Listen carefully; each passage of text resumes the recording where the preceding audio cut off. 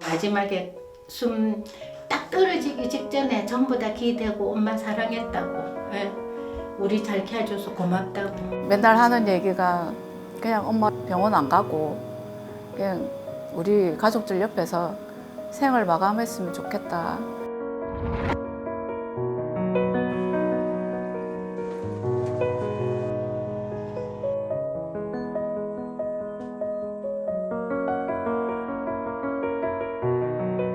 환자는 마지막 자기 삶의 어떤 마무리를 본인이 생각한 어떤 이야기의 끝을 생각하고 설계하는 게 있을 텐데 불가능한 거죠.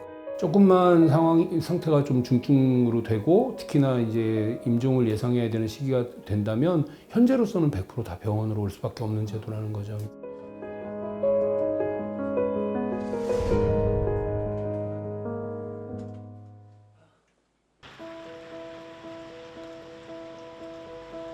기본적으로 이제 혈압계라든가 그 체온계, 산소 포화도 측정기 같은 기본적인 이제 기구부터 요거는 이제 드레싱 도구가 많아요. 욕창이 꽤 많으시기 때문에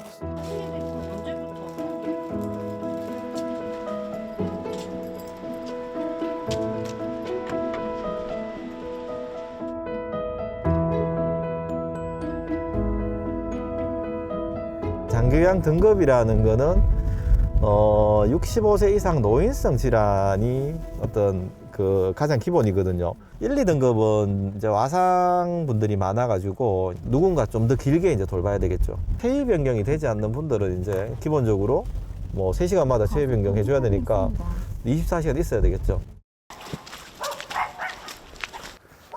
뭐라고 자랑하시던데요?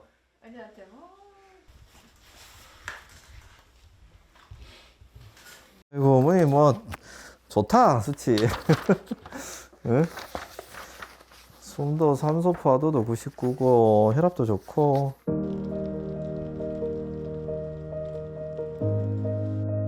입원을 다시 하고 2주 만에 엄마 병원 이제 면회가 있어서 갔는데 휠체어 타고 와야 될 엄마가 침대에 끌고 와서 면회가 된 거예요. 노인네도 여자거든요. 근데 머리를 빡빡을 깎여가지고 나왔었어요. 이게 환자들한테 말도 안 하고 보호자한테 말도 안 하고 그 상태가 진짜 안 좋았고 엄마가 사람도 못 알아볼 정도였어요. 의논을 했죠.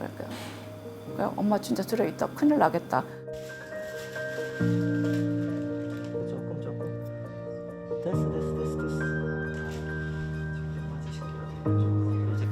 사실 나이가 엄마가 올해로 94세거든요. 맨날 하는 얘기가 그냥 엄마 여기서 병원 안 가고 그냥 우리 가족들 옆에서 생을 마감했으면 좋겠다. 그러면서 얼굴 한 번씩 다 보고 그랬으면 좋겠다 그러는데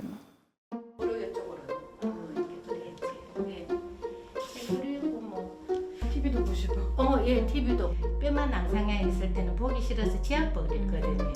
그런데 우리 아들이 이렇게 하고, 예, 그러면서 나무아미 탑으로 계속 했거든요. 자세하게 섬세하게 돌봐주고 그날 어머니 바이탈 체크를 다 하고 가시고, 그리고 주마다 간호사 오고 4시간 요양보호사 오고 오후에 언니가 와서 엄마를 돌보고 내 퇴근해가 올 때까지 그렇게 우리는 서로 협조가 참 잘 됐습니다. 어머니를 돌본 지가 한 4개월, 5개월 딱 넘어갈 무렵에 돼서 마지막 임종을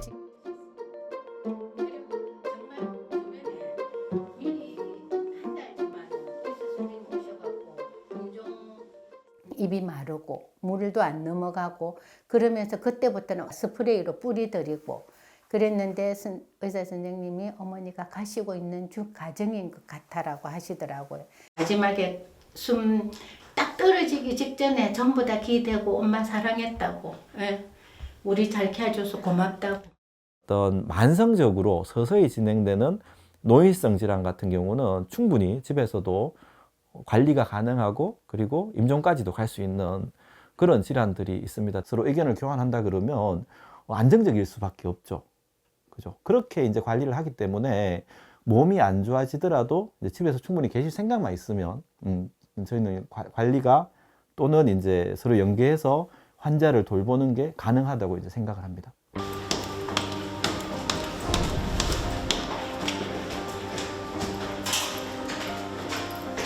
시간에 비해서는 그죠? 뭐 속도도 좀 빠른 편이에요.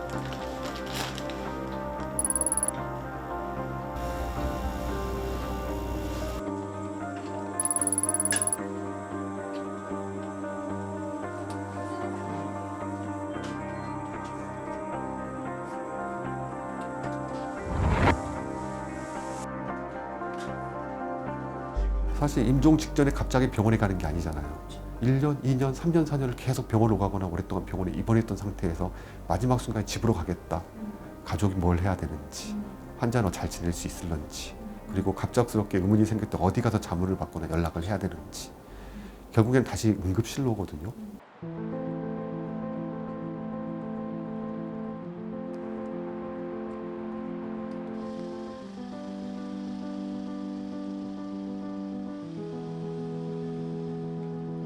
경찰을 불러야 되고 경광등이 번쩍번쩍하는 경찰차가 우리 집 앞에 올 거고 한밤중에 갑자기 임종하게 되면 경찰이 왔을 때 주변 이웃에 대한 걱정, 그다음에 또 시신을 그 다대리 주택에서 운구해야 되는 과정, 사망 진단을 받는 과정, 이런 것들에 대한 어떻게 체계적인 절차라든가 지침들이 사실 마련돼 있지 않아요.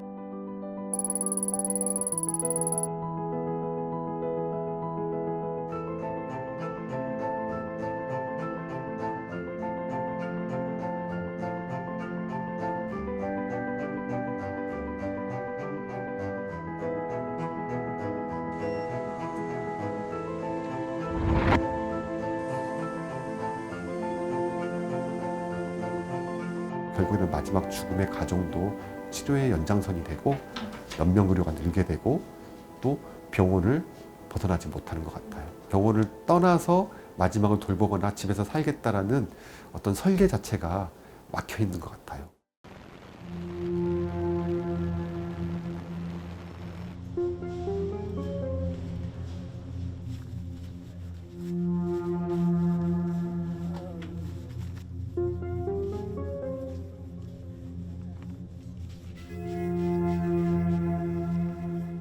암 환자 같은 경우에는 90% 이상이 의료기관에서 임종을 하고 있거든요.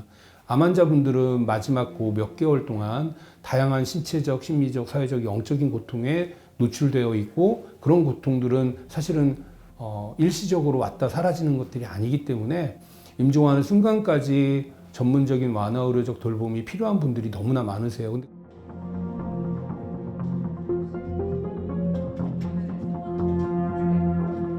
호스피스 병동에서 3주, 4주씩 대기하다가 그냥 돌아가시거나 의료적인 돌봄이 필요함에도 불구하고 요양원으로 가시게 되고 요양원에 가시면 요양원에서는 그런 환자를 부담스러워하니까 다시 그러면 조금만 컨디션이 안 좋아지면 응급실로 보내고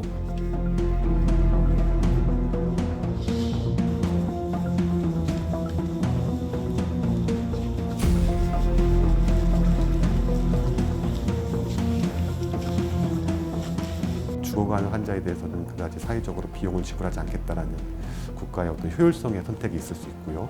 마지막까지 급성기 응급 환자라든가 중증 환자를 봐야 수익이 나는 구조로 병원이 설계되어 있고 수가 체계가 만들어져 있기 때문에 최대한 치료를 피해야 되는 말기 환자들, 통증 조절만 해야 되는 말기 환자들은 사실 환영받지 못해요.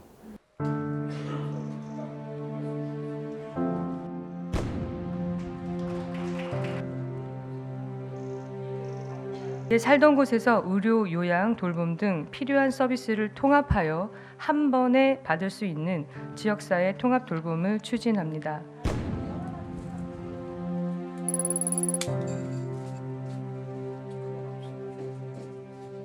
그리고 순환 개념이기 때문에 손가락이 창백해지고 어두워져가지고 시커멓게 되는 수도 있어요. 생애 말기 돌봄 내지 호스피스 재택임종 관련해서는 아직까지는 수가가 없습니다. 근데 난이도가 높은 거는 맞아요. 시간도 많이 들어가고 그리고 육체적인 어떤 시간뿐만 아니라 정서적인 소모도 심한 편입니다. 어떤 충분한 수가가 나왔을 때 이제 앞으로 재택임종이라든가 어떤 임종기 돌봄이라든가 호스피스가 재택에서 좀 더 활발하게 진행되지 않을까 싶습니다. 해외에서는 죽음 산파라는 게 있습니다. 죽어가는 과정에서도 그 과정을 어떻게 견디고 어떤 상태인지 또는 그 이후에 어떻게 사회적으로 마무리를 하고 또 처리를 해야 되는지를 안내하는 죽음 산파가 필요합니다. 냉정히 그 지원법 그 설계 안에 이 죽음 산파의 역할을 누가 맡을 것인지 그런 인력들이 훈련되어지고 배치되어 있는지를 사실 되묻고 싶기는 해요.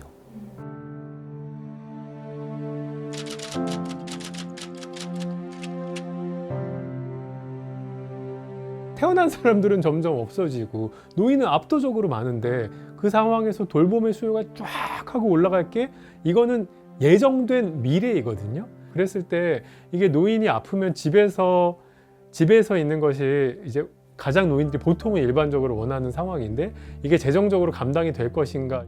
1인 가구가 급격하게 늘어나고 있는데 그 노인 가구라고 예외는 아닌 거고요. 고립사할 노인들이 되게 많겠구나. 우리가 돌아가시는 것조차 잘 모를 수 있는 부분이 좀 있겠구나. 뭐 내가 살던 집에서 임종을 하지 못했다고 해서 그럼 재택의료의 실패냐라고 얘기하기엔 주거 형태라든지 인구 가구 구성이라든지 이런 게 너무 많이 변화가고 있기 때문에 그런 건 계속 우리가 질문을 해봐야 될 것 같아요. 환자가 정말 원하는 곳에서 마지막을 보낼 수 있도록 우리가 제도를 갖추어 주고 있느냐의 질문을 더 초점을 맞춰야지